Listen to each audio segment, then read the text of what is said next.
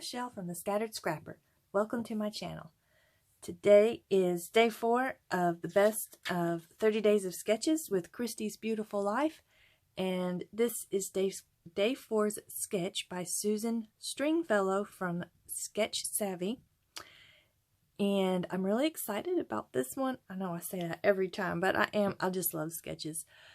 And I'm really looking forward to doing something with these strips here. I don't think that I'm going to do the stitching that's on here unless I do it by hand, because my machine is currently behind a bunch of stuff and I don't want to go dig it out. So the picture that I'm working on today is this picture of me and my family on a trolley in Savannah. And I am going to be using some papers from One Canoe 2's Hazelwood collection. I have some puffy stickers, I have some enamel dots, and I have a bunch of random die cuts from different things. I think this is all Maggie Holmes, and I think there may be some Amy Tan in there, maybe? I'm not sure. But anyways, we'll get started and see what we can come up with.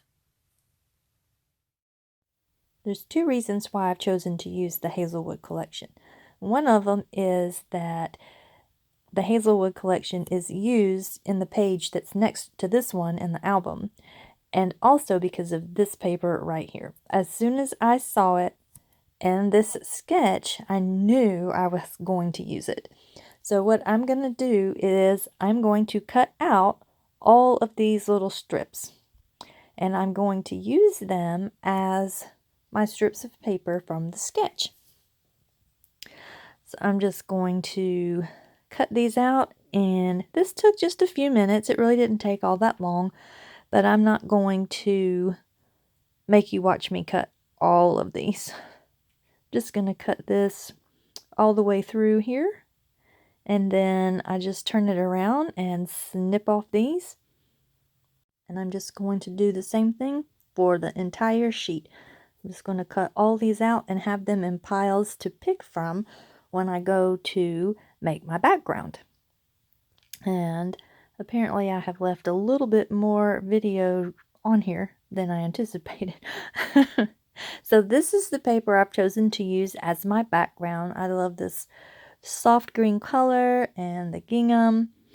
And then I am going to try and pick out the paper that I want to use as my main photo mat.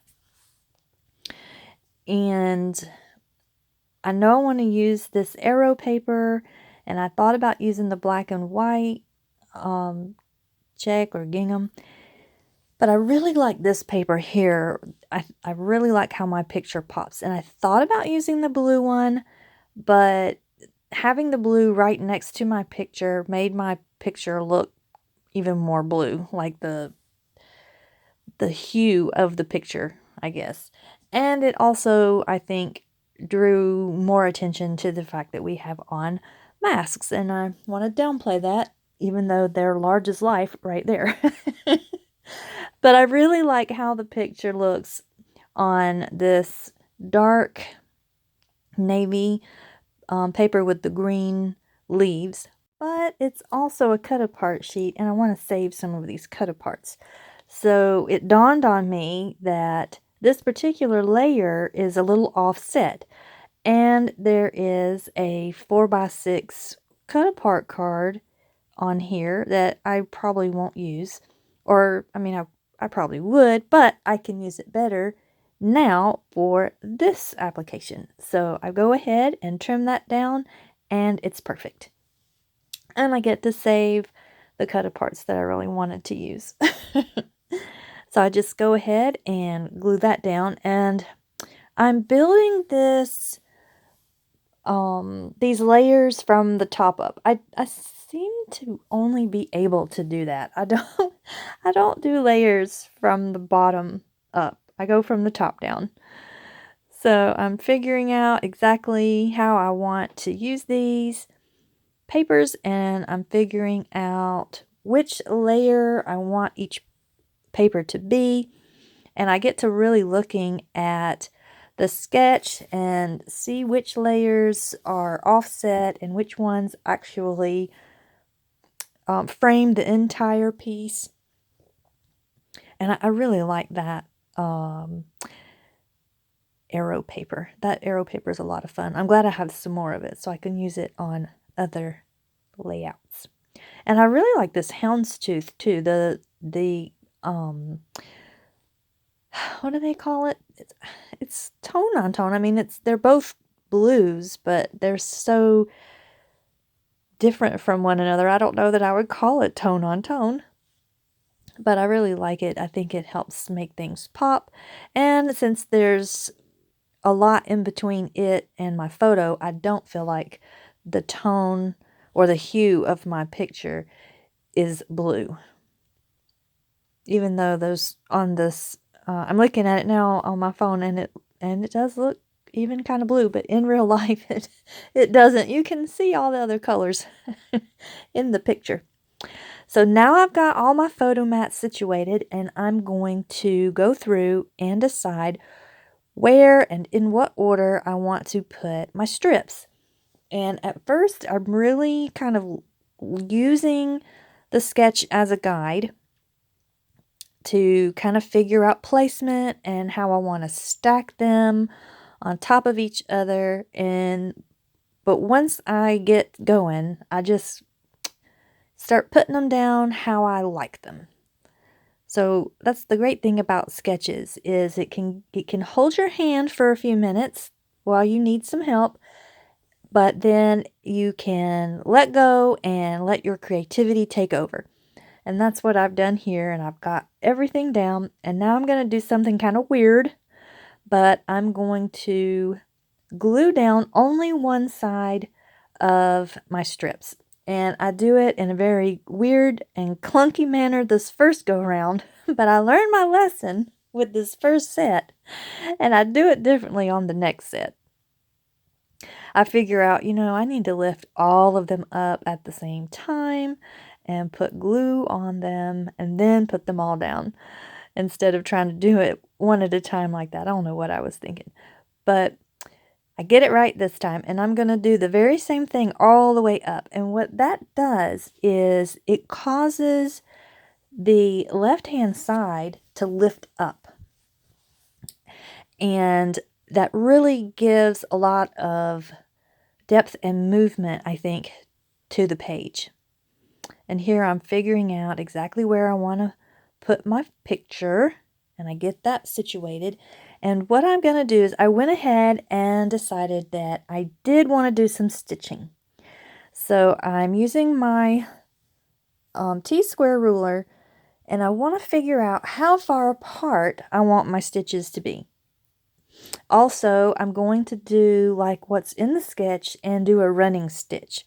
So I'm figuring out exactly where I want to put it, and then I just make a bunch of little dots, and I did mine at a 1/4 inch apart. So I go all the way down, and then I do another line next to it where it kind of starts a little bit down like it does in the sketch and then goes a little farther. And here I have my little Amy Tangerine pokey tool and this tiny little pad that came with it. I need to just break down and just go get me like a big mouse pad so that I can use it with really large areas like with this one. But this is what I have, so that's what I'm going to use. The thread that I've picked out here, let's see, I think I still have it out. It is, yeah, DNC 602. I think it's so pretty. It's a nice bright pink, and it goes really well with the deeper pink in my paper strips. And I'm using all 6 strands together.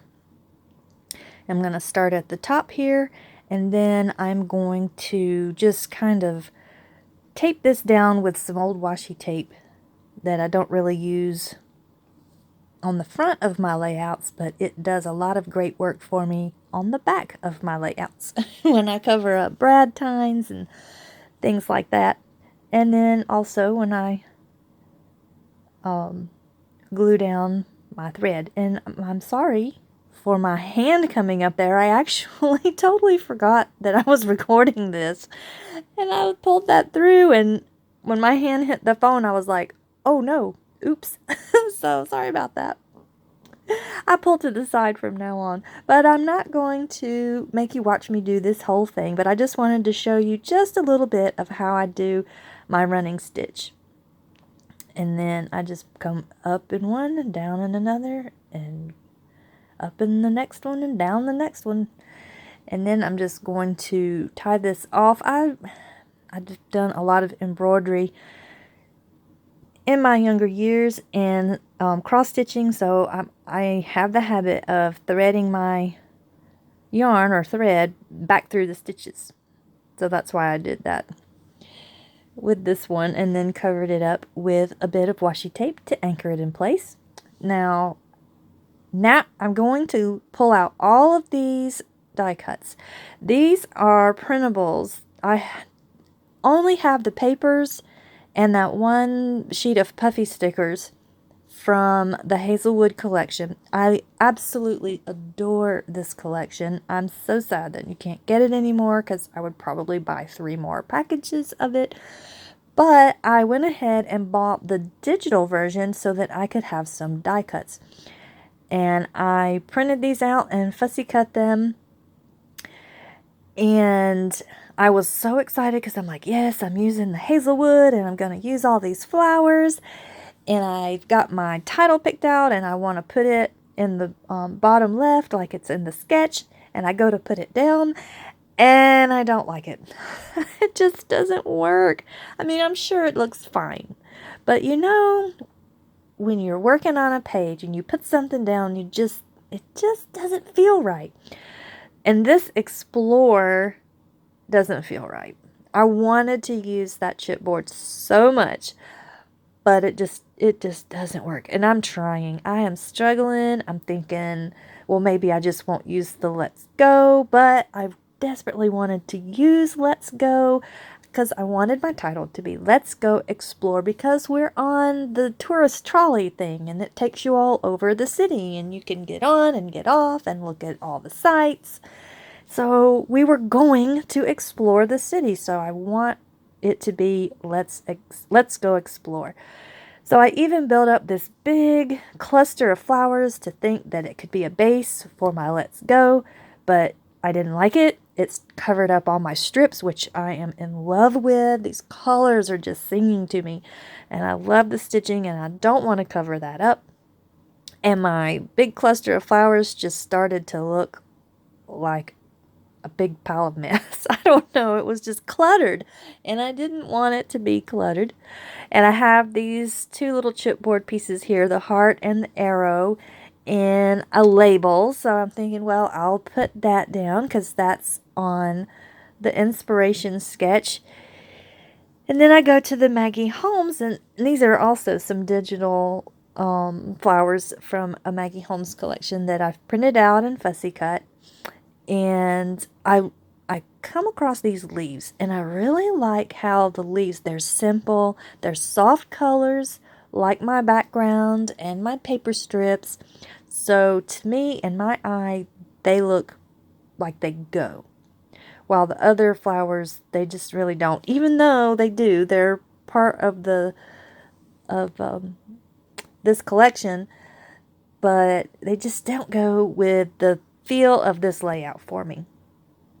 So I'm going to go through and I'm looking at the flowers because I'm still thinking I really need some kind of an element to anchor my title, because I am committed. It's going to be Let's Go Explore. So I'm going through and I'm getting a little frustrated. I had to turn the camera off and kind of step away for just a moment, or stand up and look at my layout. I don't know why. Sometimes I'll stand up and then I can see what I need to do instead of just sitting there fiddling around with everything. But I do that, And I even turn the camera off. I pause it, and I end up doing some things and getting it how I want it, and I lost the footage. I end up moving the title up to underneath my photo, and I change the Explore to a different font, and I add in some dark pink enamel dots and a little bit of splatter from Heidi Swap Color Shine, and that's gonna do it. Thanks for watching. Bye bye.